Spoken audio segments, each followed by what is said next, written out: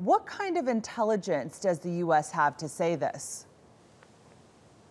Well, it's not clear at this stage, and strangely, other intelligence agencies have been pretty quiet about this. So that's unusual and suggests that perhaps this intelligence was quite tightly held, not reaching many agencies beyond the White House. The Defense Secretary, General James Mattis, is actually out the country at the moment. He is in Germany, which again might point to the fact that this statement has been issued without a coordinated response from other intelligence agencies. The only clue in the statement as to where the intelligence might have come from is the White House says that the activities they've spotted are similar to the preparations the regime made before its attack, or that suspected attack back in April. What is clear from this message from the White House is a very stark warning that it's trying to send to the Syrian government.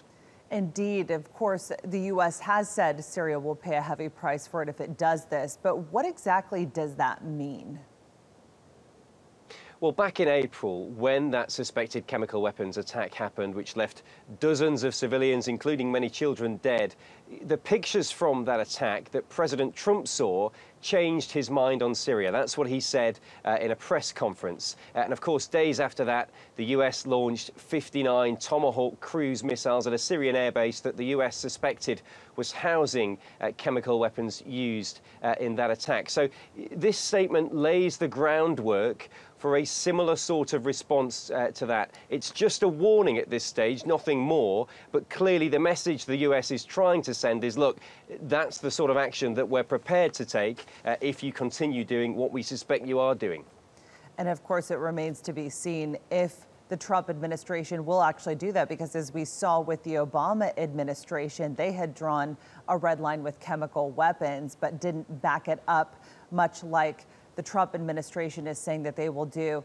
But I'm curious to know what the potential fallout of taking action with Russia would be, because we definitely saw tough talk coming from Moscow after the U.S. shot down that Syrian warplane. Absolutely. There's a lot of tension in the region at the moment, in particular because of that incident earlier this month when the US shot down a Syrian jet, the first time that had happened during this civil war. After that, Russia reacted very strongly. They threatened to cut off communications with the US inside Syria. And in the last few days, the US Secretary of State and the Russian Foreign Secretary have been talking about Syria. They've been talking about the need to secure a ceasefire in Syria, fight extremist groups, and to prevent the use of chemical weapons. I will just add one thing. This White House statement says that the US has been clear all along that it's in Syria to eliminate Daesh. That's its main priority. So I think the White House is still trying to say, look, we know these things are going on, but our priority in Syria and Iraq at the moment is trying to defeat terrorist groups. And certainly a campaign promise of Donald Trump's as well. Harry Horton in Washington, thanks for that.